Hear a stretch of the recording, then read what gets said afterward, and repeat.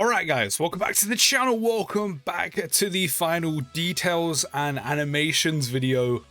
For today we have both side banner units in BROLY and Shenron, and I know these two aren't going to be as well received or as hyped as of course the anniversary LRs because they're side banner units and it's not the anniversary units, but even though they are side banner units, I mean, as typical fashion goes in Dokkan, the side banner units are really good. And that's no exception here. These two units are very, very good. So I wouldn't sleep on them. So first we have BROLY, who's a movie boss category unit, giving key plus 3, HP and attack and defense plus 130. If you're missing a movie boss's lead, could be a decent alternative, especially for some easier content in the game, like Clash, maybe SBR. You know, wouldn't push it too far though outside of that. On his passive, he gets attack and defense plus 180%. Plus an additional attack and defense plus 80% in form of super attack. That's his multiplicative, by the way. So his 180% will jump up. Both his attack and defense with 80% will jump up because that is on super. He also disables enemies guard with 2 or more key spheres obtained, which very easy to do. Launches an additional super attack with 6 or more key spheres obtained, which again isn't the most difficult, but depending on orb placement, you may not always be able to get the built-in additional, but it is nice that he does have a built-in additional. A lot of BROLYs have built-in additionals, and this is no exception. Also, his attack's effective against all types if the target enemy's HP is 80% or less when attacking, which you can do pretty quickly. 80% is very quick to get down to and below, so the fact he can already do so much is pretty impressive.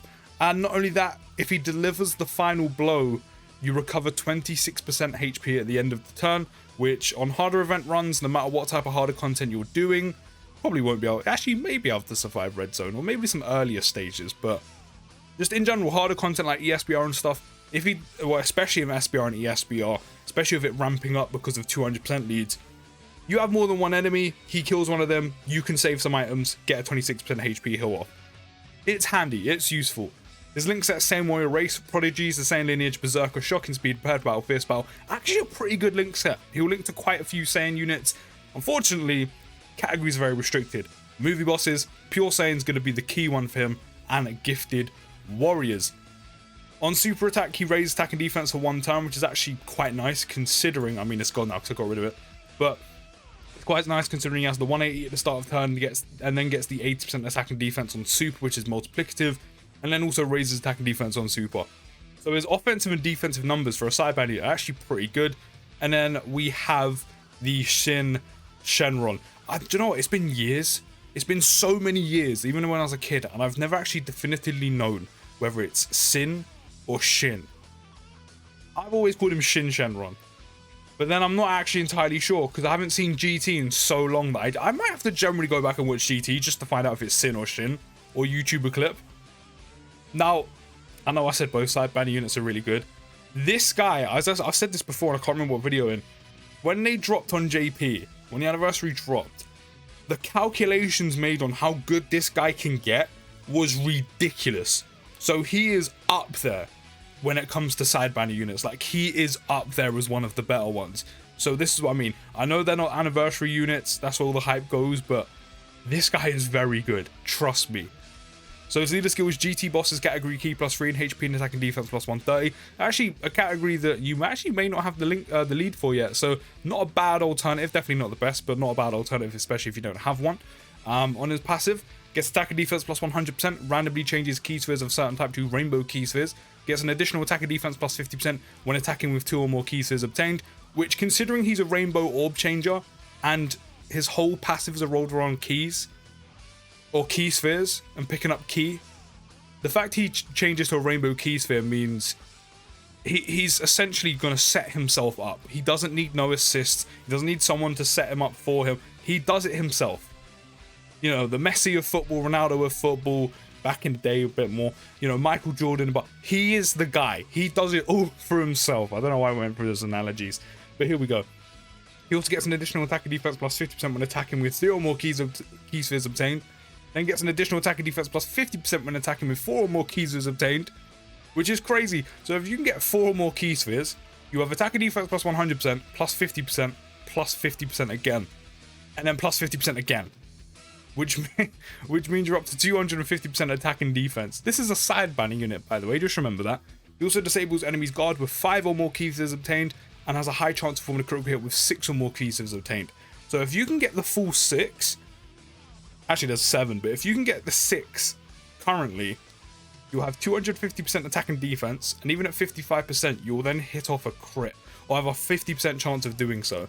You have a high chance of performing a crit, on top of the fact that you have attack and defense of 250%, which is pretty good in terms of damage output. And he does this all himself. He also gets an additional attack and defense plus 70% and a high chance of launching an additional super attack when he gets 7 or more key spheres obtained. So if you do manage to get the full 7, you will then have a total of 200, no, you won't. You will have a total of 340% attack and defense. You'll then have a high chance of forming a critical hit because you've also got 6 key spheres. And you also have a high chance of launching an additional on top of that as well. All at 55%. Which is crazy good.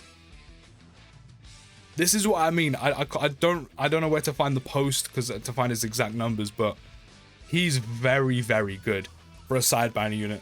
His link skills are Brutal Beatdown, Big Bad Bosses, GT, Fear and Faith, Shadow Dragon, Shocker Speed, Fierce Battle. All I'm saying is if I manage to pull this guy, I'm going to get him to link level 10 very quickly. Because getting this Big Bad Bosses link without the HP condition, my man is running wild with 7 key spheres. Even before that was 6, but he's going crazy with 7. Again, another one that doesn't really go on too many categories, but the categories he goes on, I mean, he's got everyone he needs next to him. GT Bosses, Shadow Dragon Saga, and also Inhuman Deeds. You know, he's a Shin Shenron, so he can link really well with any Omega. We're probably due a new Omega at some point. There's also the GT Shadow, not GT, I don't want to say GT, but you know, the free-to-play LR Shadow Dragons from Ultimate Clash, who's also a very good unit. He's good where he needs to be, he just doesn't go on too many categories. And then on Super, he raises attack and defense and causes supreme damage to enemy. So even if you're getting a full 7 key spheres and you're getting 340% attack and defense, you know, you've got a high chance to crit, high chance to launch an additional. He will also raise his attack and defense by 30% as well, just for a little bit extra offense and defense. He's insane, honestly. I actually really, even though I want anniversary units and potentially some of the other featured units to get some dupes and stuff, and some units that are missing, I actually really want this Shin Shenron because he is very good. Okay, let's react to their animations. I'm not gonna lie, I do not remember Shin Shenron's at all. I remember Broly's, and I'm pretty sure it's the bit in the film where he first gets, you know, where Paragon's like, Broly! And he just comes in on smoke. I think it's that, and I actually love his animations. Yeah, it is. Look how clean that is. This part just looks dope. That bit by itself, honestly, I love this bit in the movie, and I love how this looks. It just looks so good. Dope. Don't actually remember what Shin Shenron does. He looks good though. I mean, in terms of the animations, he looks good. I mean, it was clean. I mean, they're side by units. You can't expect ridiculousness, but I love Broly so much. It's smooth. Transitions are great. It looks great. DBS Broly animations in Dokkan, just, they hit all the time. Can we get, like, what's that move called? Can we get, like, a Dragon Thunder, like, or, oh, yes, it's called Dragon Thunder. Can we get Dragon Thunder, like, Shenron, like, soon? You know, he sticks him in the spikes on the back, like, works for an LR, man. You know, transforming Shenron when, please. But yeah, those are the side banner units of Broly and Shin Shenron. As I said, I know they're not the anniversary units, but they are hype. Their animations are clean. They are very good units, especially Shenron. Broly's decent, but Shenron is very, very good. Let me know what you think down in the comments. I'll see you next video, guys, and peace.